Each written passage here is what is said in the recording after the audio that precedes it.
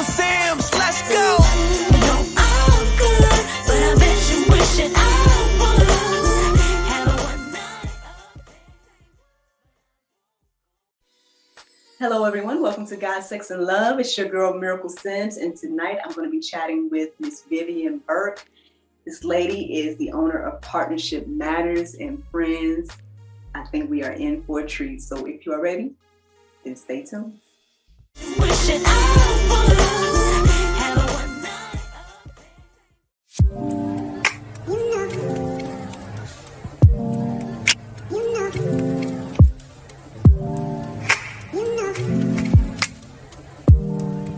You know. Wishing I would have a one night. Welcome back to God, Sex, and Love, and welcome to Miss Vivien Burke. Hi, how are you? I'm very well, Miracle. It's an absolute honor to be invited on your show. Thank you. Man, it is an honor to have you as well. Another friend from the UK, so welcome. Shocking. We like sex and God and love. We've already got something in common. Yes, indeed. So I'm very excited to chat with you. I thank you so much again for taking out your time. Please share with the people what you have going on and a little bit more about your business. Thank you. So my name is Vivien Burke and I have a company called Partnership Matters. And it is my passion to take couples who have built a wall between them where they can't get in each other and there isn't enough love and there isn't enough sex and they're really leaving the whole job to God. And I want to help them. So we have to break down that wall. So that's kind of what I do. So I am a erotic blueprint master coach. I work with Jaya and Ian Ferguson. I've been with them for quite some time.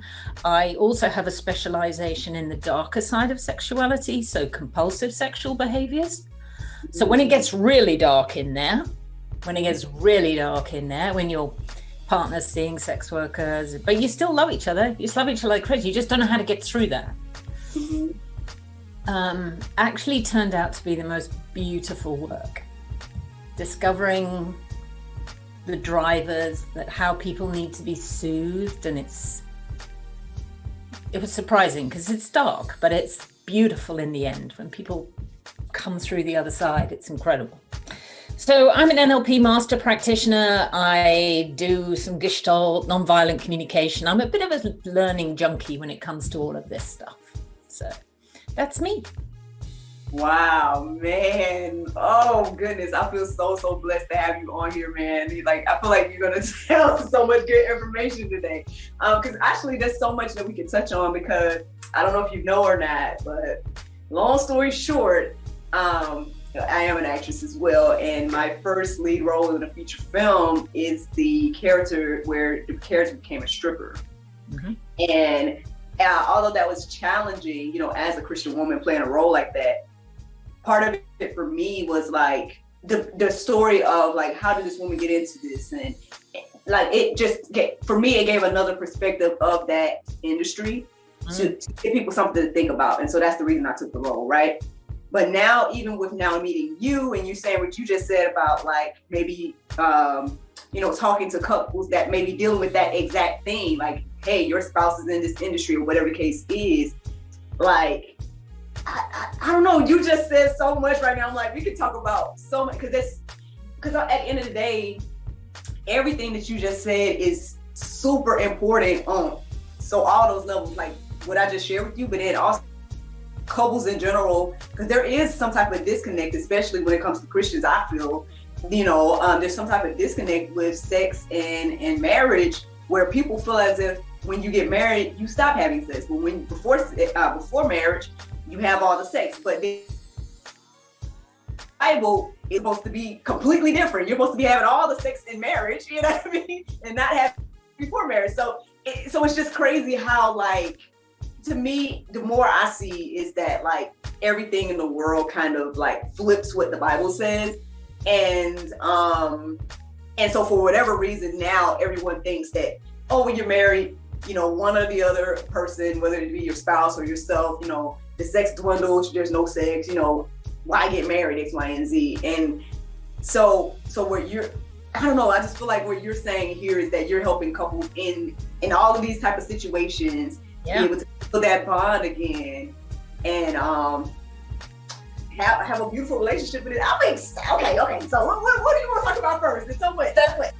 Okay, I'm gonna make a statement. Okay. You cannot speak to your wants until you have your needs met.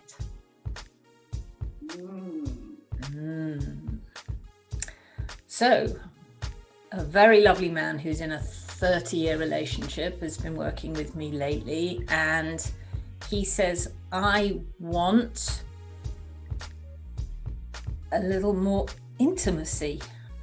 I want to have hugs and to be touched. And it makes me sad. He's expressing a want that is a fundamental human need. There's millennia of us needing to connect with each other. Somebody said to me the other day, COVID's just like war. No, COVID's not like war. COVID made us isolate. War put us in bunkers and in holes together where we formed groups and community and supported each other. We as human beings fundamentally need to be loved by our God and by each other. So when we go from this, when someone says, I want to be touched, I want to be held, we need to redefine that as a need. When we have our needs met, then we can talk about our wants and desires.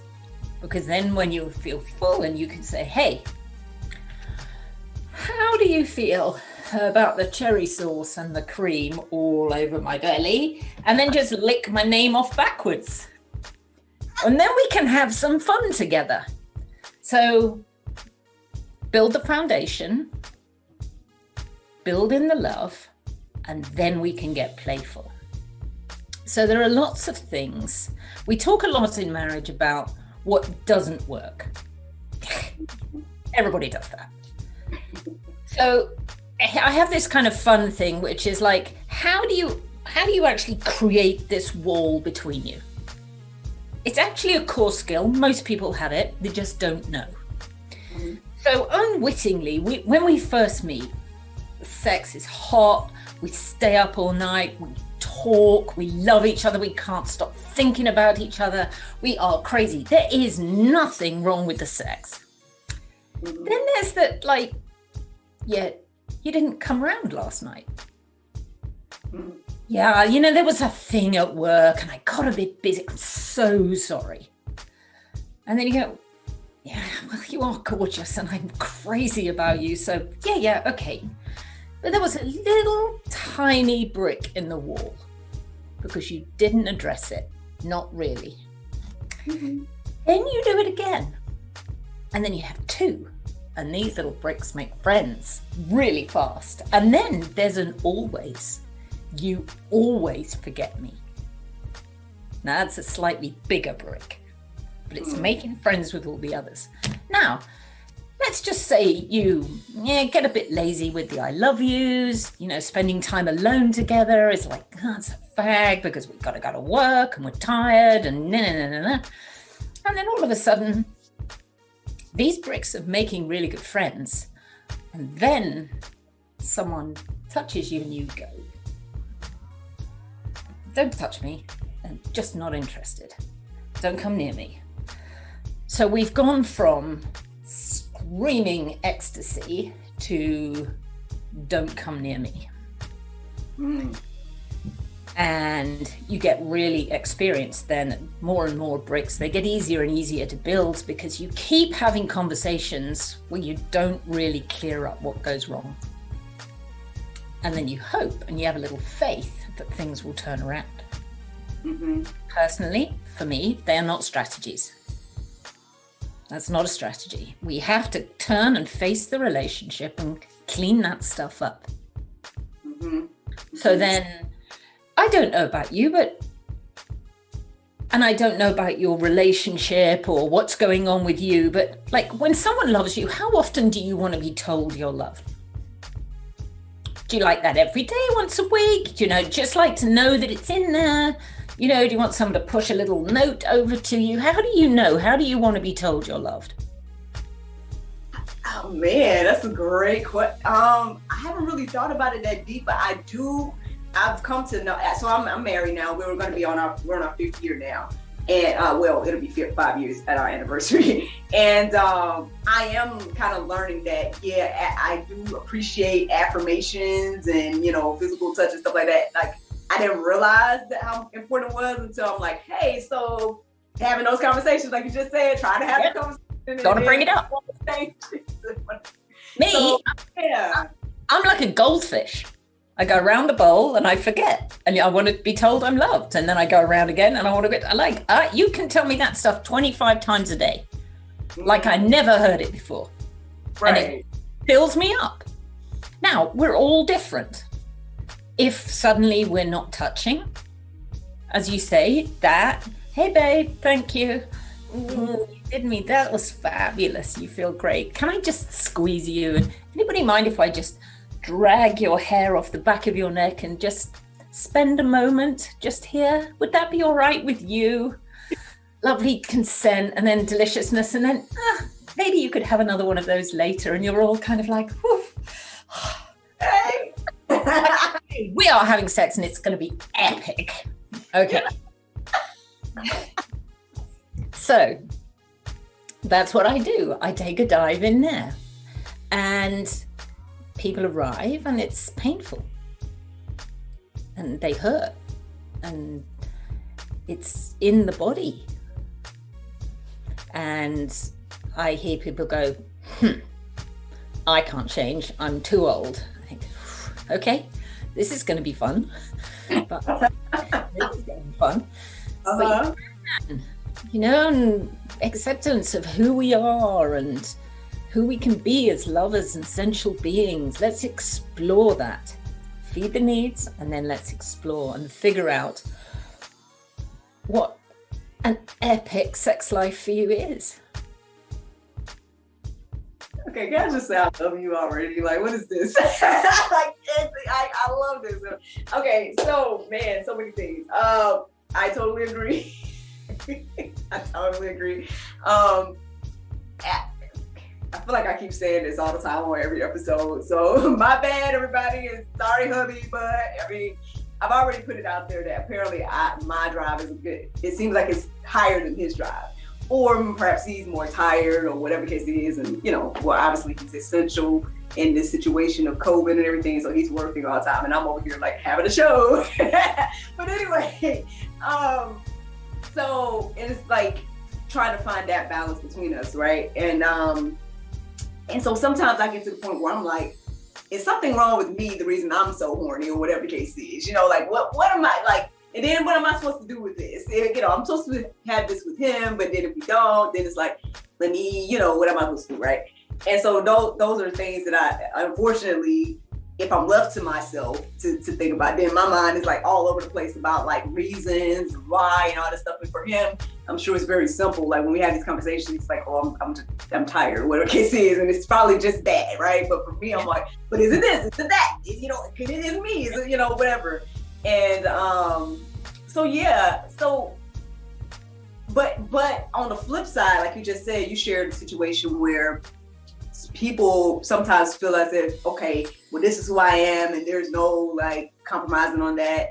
But then it's like, okay, well, but when you're together in a marriage, for example, then you and your spouse are one, and if one person is left to, to their own devices or whatever the case is, then how am I supposed to connect with you, or for example, or whatever? So obviously you walk people through this then. Like, yeah. So the things where we really get into trouble is this damn social construct. you're supposed to. So as a young girl, I am considerably older than you. I know nobody will notice, but I am considerably older. And very nasty girls touched themselves. Very nasty girls. That was bad. Anyone who likes, so Jaya has this amazing quiz to find out how we're wired for pleasure. Are you energetic? Do you enjoy the sun on your body? Do you have orgasm without touch? All kinds of fun superpowers. Do you like space, anticipation, tease? Like, ooh, well, yes. I'm a yes. It's essential. Do you like, look at this beautiful setting that you have. I'm in love with all that. To me, they feel like roses, you know, and it's like, you love things that look beautiful and smell beautiful and taste good, and you know, food can be orgasmic. You can drizzle olive oil all over a little mozzarella ball for me, and I can get ridiculously excited as I'm watching the oil drizzling over, making friends with the tomatoes and thinking about this delicious thing that's going to happen, because I have a lot of sensual. Now, the sensual, they can get up in their head. Socks on the floor, mess, dirty sheets, unmade bed, washing the basket, and then it's like, can't have sex, got kids' lunches to make, I'm busy. You can't get out of their heads and into their bodies. But when you get them in there, holy moly. Then we have the sexual. Everybody kind of knows the sexual. They like boobs, they like genitals, they want sex, they want penis and vagina. Let's get that puppy going. What's all this nonsense with going, dancing and eating food? Can't we just get on with it? So they are amazing because they are really good to go. It's like, you know, we've got 10 minutes before the Amazon man gets here, fancy a quickie? And they're like, we're ready, we're on it. Now, they can be a little bit short on what you might call range. Mm-hmm. Not being judgy at all, because I have a very powerful sexual. When I like, self-pleasure's all sexual for me. It's like, let's get to this, you know, never mind all this feathers and things like that. Then we have the kinky. Mm-hmm. And I was, of course, like, no. Look at me, I'm a terribly nice girl, and no. Apparently, I love naughty, taboo. It's like, you're not supposed to be doing that. It's like gift to me. It's like, do not talk about this. Really? You know, and then I discovered I like feathers and warm chains, and I absolutely love to be restrained. And you discover this about yourself, and then you go, oh, holy cow, did not know that about my body. Does that make me a bad person? There's a risk that I'm going to be judged for that. And then I'm going to have deep, deep shame. And then you get into like fetish and all those kind of things, which is actually about deep reverence, but it gets a really, really bad rep. And so being kinky can be bad. It gets a very, very bad rep. Yet spiritual kink is mind-blowingly healing. Then you have your shapeshifter. The shapeshifter is all of it. You want all. Mix it all up, put it in a big melting pot. Give me a beautiful thing, and let's be in a field, and let's bring fur floggers, and let's make love to the earth all at the same time. They want all. So when you actually know that about someone, then you can start to reshape how you address. So how your husband likes to be approached for sex, so that he potentially, and I don't know him and I'm just guessing, okay, doesn't become afraid that he needs to perform. Because the boys get scared. They get scared. They think they want to screw everybody, and everybody thinks they should be able to do it all the time. And I was raised, boys only want one thing. That's it. That's what you hear. Bam! Bring it. Where are they now? So what we need to do is go, actually, what moves you? So instead of going, what people call it foreplay, but everything is sex, so except sex itself, and that's kind of like power. So what brings you pleasure? When you were talking, you and I don't know about you, but I'm giggling, I'm laughing. You've got all this amazing energy. I feel great. I feel fabulous. So when I can take this feeling into my life or towards my partner, one, I might be a bit telephonic because I'm a bit like, yay, whoopee, I'm ready, good to go. I'm happy. I've all this wonderful charge in my body. With your partner, you know, you've got all this lovely energy and they've been sat there and someone's been going, I'm really not happy about the shareholders. And what are we going to do about the chairman? Because he's barking mad. And, you know, we're not meeting our shipments. And, you know, I have no idea what's going in HR, but there's something very bad happening over there and everything. You know, it's all doom and gloom and it's dreadful. And everybody's trying to carry all of that. Mm-hmm. So how do we then feed someone? Feed them. Mm-hmm. I mean, my husband actually lives in Devon now, but he brings me full cream milk from Devon when he visits. Oh my God, miracle. And I have, like, when nobody's there, and then I have a little chocolate and I make a hot chocolate with it, or I have it cold with a cookie, and I'd like, it's heaven on earth. I've been fed. It's a loving feeding. Mm-hmm. What feeds your partner? What makes them feel seen and heard and important and safe? Safety is huge for me. I sound really brave, but like I have not been doing this for 25 years. I got here because my journey was miserable. Mm-hmm. I was in a 23-year sexless marriage. Mm-hmm. And I love my husband. Mm-hmm. So I never left, but it hurt. It hurt. So, and I came up with all sorts of ideas and everything, tried all sorts of ridiculous. When I look back, I think, oh, really, the thing with the pinafore and the hat, that was a very bad idea. You know, it's like things that fell constantly flat on their face because I didn't actually get to what feeds you first. What gets you into this place where you feel good in your day? Can I walk through the door with you as my partner and go, okay, really bad conversation with my mother, did not go well.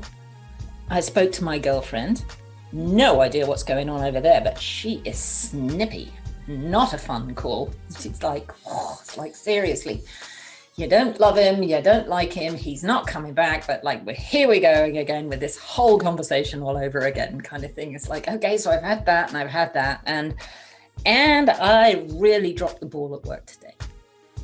They are not happy with me, and that's made me a bit scared. Could we talk? No, I'm going to watch the football. See ya. Like, you want to have sex with me later? I don't think so. I do not think so. That is not hot to me. Right, yeah. Throw yourself on the couch. I'm going to go and get us a warm drink. I'm going to bring you a blanket, and I'm going to come and sit next to you, and I'm going to rub your feet, and you're going to tell me all about it. Forget the feet. Come here. You know, it's like, it's simple but not easy. Simple but not easy. And I have this wonderful trainer I work with who I love, who's spiritual kink master Orpheus Black, who is a wonderful, wonderful man. I love him to death. I really do. And we were talking about the rules that get in the way. So I'm supposed to be a strong, independent woman. And I like wearing these kind of clothes because these kind of clothes make me feel strong and powerful and amazing. Mm-hmm. And he said, but what if I love you and I'm crazy about you and I like when you wear your bra that's a little bit small for you, and you get a bit of what I call spillage. There's a little bit of excess coming out of the top. He says, I call it pudgy. I call it spillage. He calls it pudgy, and I love pudgy. And he said, bite me now. I absolutely love a muffin top. A muffin top? Heaven forbid. Nobody must ever mention the muffin top. The muffin top is a mortal sin. And all of a sudden you go, hang on a minute. They love my body more than I do. But we say, hey, I burnt the dinner. It's really awful. Here you are. You have to figure out,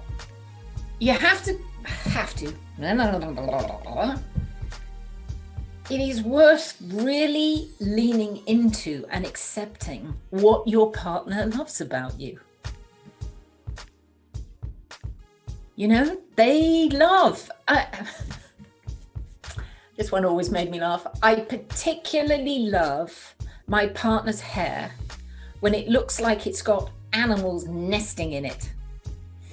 I like, okay, explain. Well, after sex, when hair is like very bad things have happened and you definitely can't answer the front door, there's this kind of like thing going on at the back. Evidence of this amazing expression of love. And no, it's not going to make your best Instagram photograph, and it's not going to be on Facebook, but they look at you that way and go, oh my God, I fucking love you. Yeah. So, you know, sometimes we get all independent as like, and we start wearing these kind of like what I call athletic wear. You know, have you ever seen that thing on I don't know, it's a Facebook thing. It's like laying on the couch in my it's like being in sportswear. It's like, you know, going to the supermarket in my sportswear, and you know, all of a sudden you're living in something that looks a bit like a grow bag. You should be growing tomatoes in it, not wearing it. You should never wear it. And you don't look nice for your partner. And someone says, why do I have to do that? Well, because it's just something else you can do to feed your partner. And if you enjoy giving, then you can give that. Man, you're like speaking so much to me right now, because like, yeah, that is something that I've had to learn in these years of marriage life, that I'm like an expert in it. But it's just something I gathered along the way that, well, one, I need to find out what it is that make him tick in particular. Because you did come in, you know, like you said, we come into it with the mindset of guys are like this, guys want this. And then I had to be like, no, what is it that he wants, right? And then that's the funny thing too, me, makeup and all this, he don't like none of that, right? Yep. You know, me with no makeup on, I'm like, you know, I covered up the spots on my face. He's like, I like the spots. I'm like, you know what? I can't, like. Yeah, but so that I think makes me cute, you don't like. It's so easy to do. It's so easy to turn away the love that is being offered to you. Mm-hmm. This man loves all of you. Mm-hmm. The smooth, I mean, you're stunning, but like the smooth bits, the rough bits, you know, the curvy bits, the flat bits, the corners, whatever it is, you know, right. Bad hair days are particular favorites, you know, and you're looking and you're going, how can you like this? Stop it. In the famous words of Bob Newhart, stop it. Stop it. Just stop it. You know, it's like, let your partner love you and love your partner, because you look at them and you don't go, you know, it's like, I don't like you in that, or I don't ever, you know, that's, I love you. I think you're great. I think you're amazing. And I want to be with you and I want to be happy with you. So we need to get rid of all these stories that we tell. Break down the wall. Yes. Man, which is what you do. Like, this is great. It's what I do, yeah. So earlier you mentioned mentioned a quiz or something. Look, where is this quiz? Can we So I will send you the quiz. And if I may tell you that I have been busy, because like you, I want to affect more than the people who just sit in front of me. So I'm creating this thing called a relationship checkup. And you're gonna sit down, you're gonna get a score. But there are 50 questions. Okay. Instead of going, well, I'm unhappy, it'll help you go towards, well, one of the problems that might be occurring between us is accessibility. I call you, you don't answer. I message you, you don't message me back. I feel left out. Okay, now we can have a conversation about something that we can actually do something about, instead of saying, well, you know, they're never there. They're never there. I can't get hold of them and everything. But to really just help people narrow down the focus on what it is they need to be talking about. What is this? Is going to be an app or like what? No. I've created it, and if I may, as soon as I'm like this close to finishing it, I'm a bit of a perfectionist, so it's being very hard to actually hit the go button and say release it to the world. But I will send you the quiz to find out how you're erotically wired for pleasure, and I will send you my relationship checkup. Yes, please, by all means. And I'd love to share it with the people and everything too. Like, look, everybody on GSL, let her know we want this thing. Man, that sounds great. Look, cheers to a beautiful friendship, I hope. Like relationship. It's a beautiful friendship. I love it. And we should talk about other things. Yes, I definitely want to. My goodness, I'm excited. Okay, well, I don't know. Is there anything else you want to share with us before you go? I don't want to be long your time, but no. I could stay here forever because I'm shapeshifter, which means I go long. I like to go long. I think that drill might signify that my builders are moving towards my office, which probably means it's a good time to part. But if you ever want to, I would be overjoyed to, have a little mini series and we'll talk about something else. Well, yes, you are welcome back anytime. Let me know when you're available. Look, we'll coordinate and get this time right and everything. Thank you so much, Ms. Vivien, for this It was my pleasure, Miracle. It was my absolute pleasure. I will talk to you soon. Yes, ma'am. Have a good evening. Wishing I would have a one night. Hey y'all, I'm Nyla O'Neal with Anchor Phlebotomy Institute. We're located at 737 South Hill Street in Griffin, Georgia. Look, this program was birthed out of a will to help and push you closer to your dream, customizing each and every learning path for each and every student, giving you hands-on education with myself and other teammates. We're here to help you and drive you to be the best version of yourself. Look, we're a 12-week program, and it will be vigorous, but it will be worth the work. Put the work in, you will see it in the end. We are dedicated to seeing you not only finish our program, but to get certified. We are an accredited school through the National Phlebotomy Solutions, and we are so ready to meet each and every one of you. Contact us today. Wishing I would have a one night. Thank you so much for watching God, Sex, and Love. And thank you to Miss Vivien Burke for this amazing conversation. I truly, truly enjoyed it. And I look forward to the next one. Good night.